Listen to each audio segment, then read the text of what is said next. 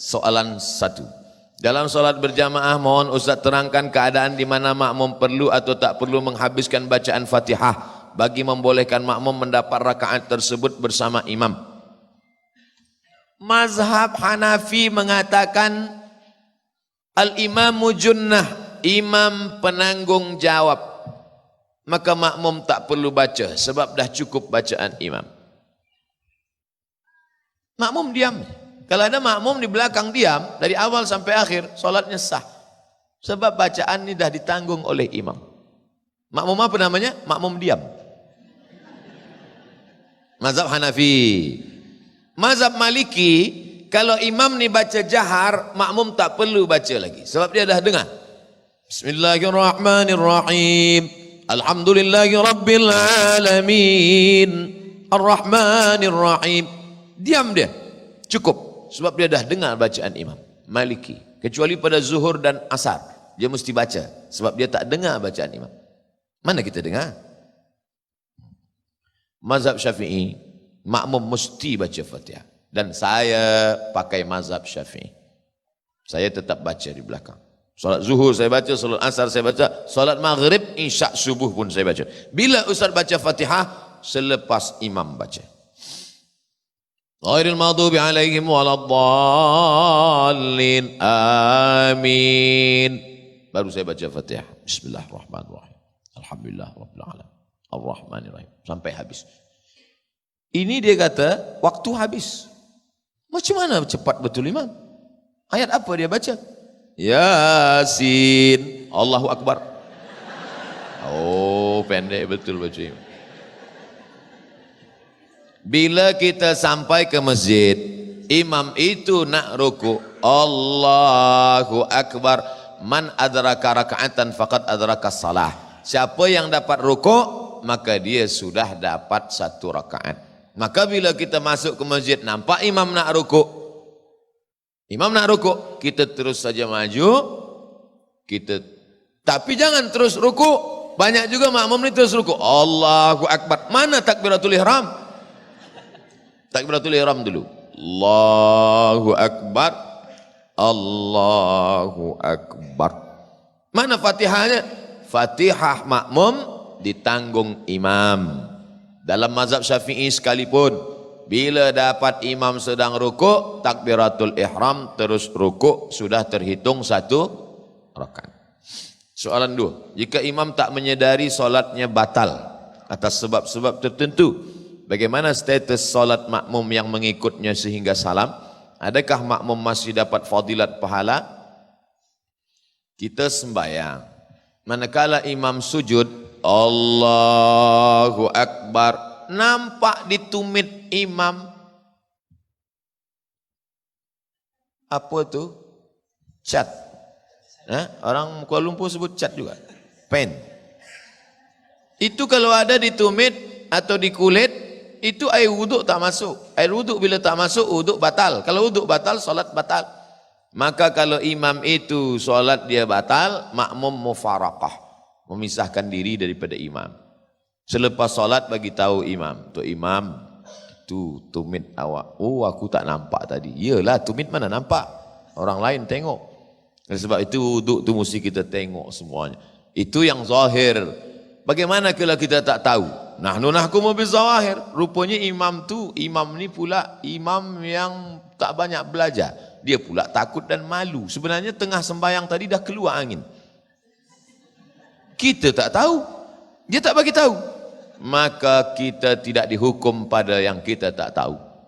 Takkan kita tanya, Tuan Imam, apakah tadi semuanya sukses? Mana kita tanya? Kita hanya hukumkan pada yang kita tahu saja. Yang kita tak tahu, Allah tak hukumkan pada kita. La yukallifullahu nafsan illa us'aha. Kepelbagaian mazhab itu merupakan rahmat Allah. Bagaimana kita perlu meraihkan perbezaan fahaman tersebut? Saya dah jelaskan tadi. Bila imam membaca Fatihah, maka menurut mazhab Hanafi, makmum tak perlu baca karena imam sudah baca. Dalam mazhab Maliki, makmum tak perlu baca kalau imam baca jahar. Dalam mazhab Syafi'i, makmum tetap baca walaupun imam dah baca.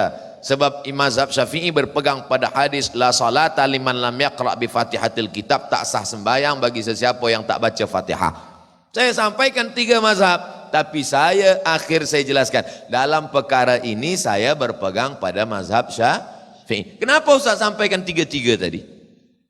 Kenapa Ustaz sampaikan 3? Kenapa Ustaz tak sampaikan 1 saja? Saya nak jelaskan, bila nanti tuan puan sembahyang di masjid India, kebetulan yang bagi tazkirah itu ada ulama dari India, diterjemahkan, translate pakai bahasa Melayu, nanti dia jelaskan, apa kata ulama yang dari India itu bagi tazkirah? Kya hal hai tike kuch sebagai dia sampaikan. Kata dia, bila kita sembahyang kita tak perlu lagi baca Fatihah, sebab imam dah baca Fatihah. Nanti jamaah ni confused. Sebab selama ini dia tahu bahawa makmum ni mesti baca Fatihah. Kenapa ulama dari India ni kata tak perlu baca Fatihah? Tapi bila saya dah jelaskan di sini, mereka tidak akan saling menyalahkan. Oh, patutlah dia cakap tak perlu baca Fatihah sebab dia dari India, dan India itu majoritinya adalah mazhab Hanafi. Apa maknanya? Dari maghrib ke isya 45 menit kaji fikah 4 mazhab. Yang kita amalkan tetap Syafi'i. Apa guna yang 3 ini? Supaya kita menghormati perbezaan kepelbagaian mazhab fikah. Saya alhamdulillah di Maghribi 2 tahun. Mereka mazhabnya Maliki. Di Kaherah pula masa tahun 1 belajar fikah kepada Syekh Najjar, Syekh Fatah Najjar. Mazhab dia Hanafi. Di kitab tu dia tulis, lelaki perempuan yang bersentuh kulit tak batal wuduk. Masa tu saya orangnya keras sikit. Buku tu masih ada di rumah. Saya tulis di situ, saya tak bersetuju. Dia cakap, lelaki dengan perempuan bila bersentuh kulit la yubut lamsur rajul lil mar'ah la yubutilul wudu. Saya tulis kecil di situ. La wafik, saya tak setuju. Masa turun natijah memanglah gagal, tak lulus. Ulang balik tahun depan.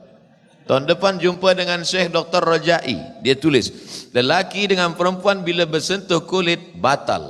Inilah guru saya, kata saya. Tapi manakala kami tengok antara Syekh Rajai dengan Syekh Najjar, bila berjumpa dia salam, dia peluk. Kenapa mereka berkawan? Rupanya ini hanyalah perbezaan pada masalah fiqh saja. Ini kekayaan umat Islam. Kita mesti saling hormat menghormati. Tapi dalam pengamalan, saya tetap mengamalkan mazhab Syafi'i. Apa hukum bersalaman di antara sesama bukan mahram? Adakah pandangan ulama yang membolehkan bersalaman di antara lelaki dan wanita yang bukan mahram? Saya sampai setakat ini bila ada yang nak bersalaman, saya selalu angkat tangan. Kenapa? Dalam hadis dikatakan, li ayyuta'ina ala ra'si ahadikum, dicucukkan ke kepala kamu paku dari api neraka, khairun, lebih baik, min antamussa yada mar'atin la tahilu lahu, lebih baik daripada menyentuh tangan perempuan yang tak mahram. Nabi Muhammad SAW pun tak memegang tangan perempuan yang tak mahram. Masa baiat dia angkat tangan saja, dia tidak bermusafahah, bersalaman. Tapi kami tengok Syekh Yusuf Qardawi bersalaman dengan perempuan, Syekh Ali Jum'ah bersalaman dengan perempuan. Dia ambil pendapat yang membolehkan bila tak ada nafsu. Saya ada nafsu lagi. Mereka ni ulama-ulama besar. Saya tak salahkan mereka. Mereka ulama, mereka guru-guru kami. Baca kitab fatwa mereka kami amalkan. 30 fatwa seputar Ramadan, itu saya ambil fatwa Syekh Atiyah Saqar, Syekh Ali Jum'ah, Syekh Yusuf Qardawi. Takkan saya salahkan Syekh Ali Jum'ah, Syekh Yusuf Qardawi. Mereka ulama-ulama. Tapi saya pribadi pakai pada itu, saya tak salah. Maka selama ini bila ada jamaah salam, saya kata.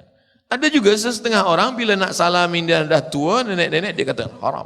Bila anak gadis, tak apa. Ini jangan. Sebab itu maka kita jaga diri kita. Kita jaga sebab syaitan akan masuk. Bagaimana cara amalan untuk kita terus istiqamah dalam melaksanakan kebaikan dalam kehidupan? Pertama, berjamaah. Jangan pernah selepas bertaubat sendiri. Mesti ada community. Ada community bikers, Islamic bikers. Ada community, macam-macam community. Ada di Riau, di tempat saya bagi tazkirah, macam-macam community. Mereka ajak saya, Ustaz Somad, kita pergi ke sana naik ke motosikal. Okey, saya ikut. Sebab nak ikut komuniti mereka supaya mereka dekat lagi kepada agama Allah Subhanahu wa taala. Buat komuniti. Yang kedua, selalulah melihat orang mati. Sebab dengan melihat orang mati itu kita ingat mati insya-Allah. Man syahidal janazata hatta tusalla 'alaiha. Siapa yang menengok jenazah hingga disolatkan, lahu qirat, dapat pahala 1 qirat. Wa man syahidal janazata hatta tudfan. Siapa yang ikut menengok jenazah hingga masuk ke liang lahat, lahu qiratan, dapat 2 qirat. Apa 2 qirat tu ya Rasulullah? Mithlul jabalainil azimaini, seperti 2 bukit Uhud. Masuk ke liang lahat, sambut jenazah, letakkan ke bawah. Yang belum pernah buat, buat. Rasakan.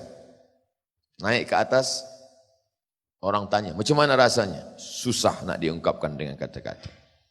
Meleleh air mata. Saya letakkan jenazah itu ke dalam, dianjurkan supaya hidung itu dibuka, kain penutup muka ditempelkan, hidung ditempelkan ke tanah. Cuba kita bayangkan kalau kita lah yang menjadi itu. Masuk ke dalam lubang, hidung ditempelkan ke tanah, lepas itu ditutup dengan kayu, habis itu ditimbun, mereka semua balik dan kita sendiri dalam. Cuba bayangkan. Apa yang boleh menolong kita? Jamaah miti yang 1000 orang ni, ada tak yang nak mengawani saya agak semalam? Semua dah menggeleng. Oleh sebab itu maka sadarlah kita saat itu. Maka insya Allah selalu saya tiap bulan kalau ada kabar Ustaz Abdul Somad ini ada jamaah meninggal dunia, saya datang. Sebab ada nasihat. Orang tak bagi nasihat pada saya. Saya jumpa pada Habib, Habib bagi saya nasihat. Cukup tu dah. Doktor bagi saya nasihat. Cukup sudah. Mana nasihat yang paling masuk ke telinga, ke hati? Nengok orang mati. Buka, tutup mukanya, cium. Sejuk. Macam ais. Saya selalu. Tapi yang cium ni sesama lelaki. Jangan bini orang pula cium. Oleh sebab itu maka selalu tengok orang mati. Wa kafa bil mauti wa aiza. Yang ketiga, tengok saudara-saudara kita yang istimewa, yang kekurangan. Sampai saya ke masjid, maaf beribu maaf. Rupanya tangan dia bekas kena api terbakar. Dia angkat tangan dia berdoa lama. Saya di belakang. Saya tengok, ya Allah, aku yang sihat selama ini mengangkat tangan kejap je. Dia yang kau uji dengan begitu lama tangannya ke atas. Baru kita sadar. Banyak nasihat yang kita tengok tak tertulis di buku, bukan ada kertas, bukan ada dalam kitab. Tapi kita tengok dengan mata kita sendiri. Banyak orang-orang yang kekurangan dari physically dia, tapi sesungguhnya batin dia jauh lebih sempurna daripada kita. Kita pula physically kita sempurna, tapi batin kita cacat. Na'udzubillah. Oleh sebab itu 3. Jaga jamaah, tengok orang mati, tengok orang yang kekurangan, insya Allah kita akan istiqamah.